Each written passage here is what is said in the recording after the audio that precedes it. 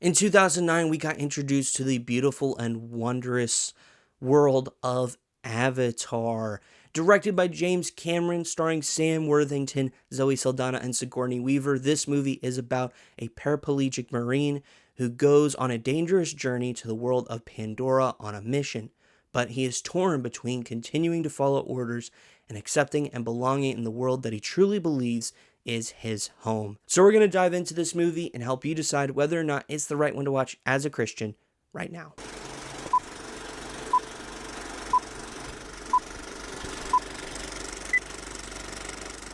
Hey friends, welcome to the channel. I'm your host Tim, and we exist to help Christians live in the world, not of the world, by utilizing our convictions in the movies and shows we watch. Avatar is rated PG-13 for some intense epic battles and warfare, some sensuality, as well as some smoking and language. So we're going to dive into any convictions you may have that may prevent you from watching this movie, any theological themes present within the film, and wrap it up with my own personal thoughts on this movie. Without further ado, let's dive into the Christian Conviction Meter. If you're brand new here, the Christian Conviction Meter is a series of 5 convictions that may distract or hinder your relationship with Jesus. Ultimately, we are a resource to help you figure out whether or not Avatar aligns with the convictions that God has given you. And kicking things off with violence and gore here, there is a lot of action within this movie, and there are plenty of different weapons used, from guns and knives and bows and arrows. There is a lot here, and spears, and just so much in this film in terms of just warfare. There's aerial warfare, there's ground warfare, there is just big sprawling battles, particularly in Act 3. There also is some hand-to-hand combat as well, and of course there are some explosions and fire and just destruction all around that does take place in this film as well. There is also a good amount of death within this film, whether by bullets, bows, or wildlife. Death is a part of this film. It's a pretty big, heavy part of the movie. Some can be honestly pretty sad at times, but there also are a decent amount of some cuts, scrapes, wounds, some of those things as well. There is some minor blood contained throughout the film. All that to say, we are going to give this a 3 out of 5 in this category. Our next category is lust, and the biggest thing to note here is that the Na'vi definitely have very loose clothing. Now, there is no explicit nudity that is a part of the film, but they do wear very, very thin layers in this movie and the movies after that, since there are now multiple sequels that are a part of this now franchise, but that is a part of the movie. There is some kissing as well. There also is an implied scene of 2 Na'vi sleeping together, so that is also a part of the film. There also is a scene of a woman just wearing fig leaves to just cover her body just a little bit. All of that to say, we are going to give this a 2 out of 5 in this category. Our next category is substances, and while there is no abuse of any substances, tobacco is a big part of the film, namely cigarettes are used throughout the movie. There also is some mild alcohol use. I can't particularly tell you what exactly is used here, but I do believe there is a bit of some hard liquor that is a part of the film. All of that to say, we are going to give this a 2 out of 5 in this category.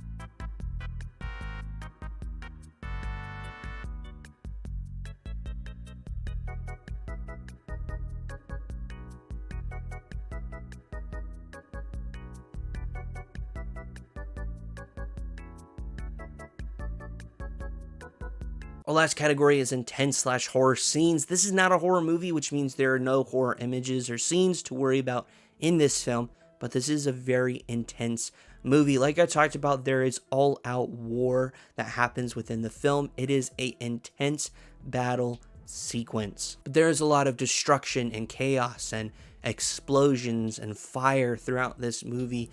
Like I mentioned earlier, there also is a lot of death within the film. Many of these moments are intense and can be very emotional at times. It is a pretty emotional film in terms of just the things that are going on throughout it.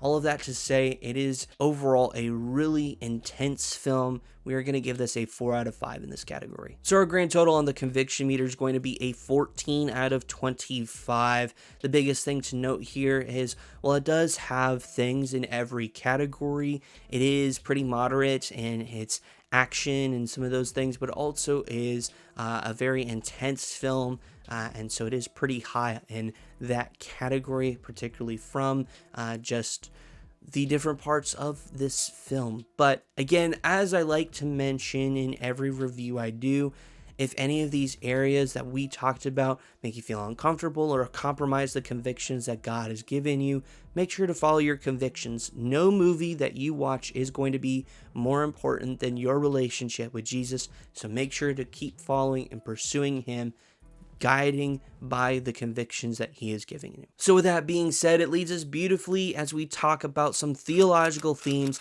that are present within Avatar. And while there isn't anything explicitly about Christianity, the Bible, the church, any of that in particular, there definitely is a religion that is a part of the film done by the Na'vi. It's very kind of Native American-esque in terms of just how they do things, and the way they do things, and the spiritualness that they have throughout, like everything kind of together in a balance.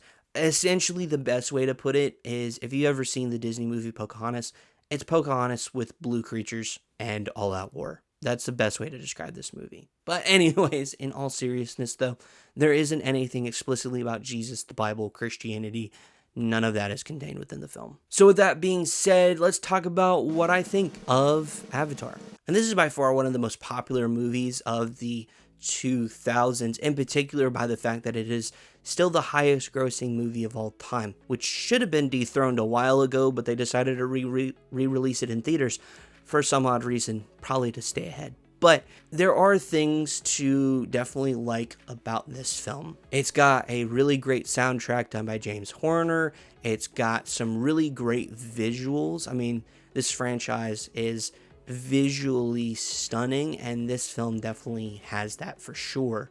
But the story overall is fairly basic. The joke about me saying that it is Pocahontas, but with war and blue people, is fairly accurate. It very much is a very plain, basic, I wouldn't dare say bare bones, but pretty close to that. There really, other than Jake Sully, our lead character played by Sam Worthington, there really isn't any deep character development throughout the film, and there really isn't anything more than just superficial relationships other than, you know, Jake and Zoe Saldana's character. Which leads me into my next point. It's been a bit since I've watched this movie. I watched it in preparation, of course, to have these reviews before the next Avatar film. But in watching this movie, you don't remember the characters' names. Like, some movies, you have memorable characters, right? You just take a look at the next highest grossing film on the list, Avengers Endgame. Sure, there's been a ton of movies since then, but you do remember those characters pretty easily. You take a look at something like The Lion King when it came out. You remember those characters. You remember Timon and Pumbaa and Simba. You take a look at Top Gun, right? You remember Goose, you remember Maverick, and that's probably about it, but you remember those characters. This one, I don't think has that. They're not characters that, you know, I hear talked about often, or not just often. I rarely ever hear anybody talking about the characters of Avatar. They'll talk about other things of Avatar, of, oh yeah, that was a pretty cool film. Visually, it looked great. It was definitely something different. But you never hear conversations about the characters, and they're just not memorable in any way, shape, or form. And part of that is because there really isn't much character development. They are kind of bare bones, and that is a big flaw of this movie and really this franchise. It is, I think, by far the first franchise that has gone on that you don't really remember the characters. Like, you think of any sort of franchise that anyone has done, doesn't matter what it is, you remember the characters. Doc Brown, Marty McFly, you remember those characters. You don't remember the characters of Avatar all that much. And the only reason I remember Jake Sully is somehow it popped back into my brain. But it's really hard to remember those characters unless you are like being intentional about memorizing them. But by far the biggest strength of this movie is its world building. Not only does the world look great, but the way they convey the world. And they do it well in the story because they're taking an outsider, bringing him on the inside. And so as we are learning the culture, so is our lead character, right? We're learning along with him, which is great. It's a great storytelling piece. But the world building is by far the strength of this film. I mean, there's a reason why this film is the highest grossing film of all time. It's not just because of the visuals, it's because of the world and the world building. And that's helped by the music and the creatures. And it just looks great in that sense. And that is pretty cool. It's by far the best part of this film. So overall, it's an enjoyable time. I do think that it does struggle with its character development and just its characters in general, but it still overall is an enjoyable film, one that I do like. I wouldn't say I think it deserves to be the highest grossing movie of all time, but it is.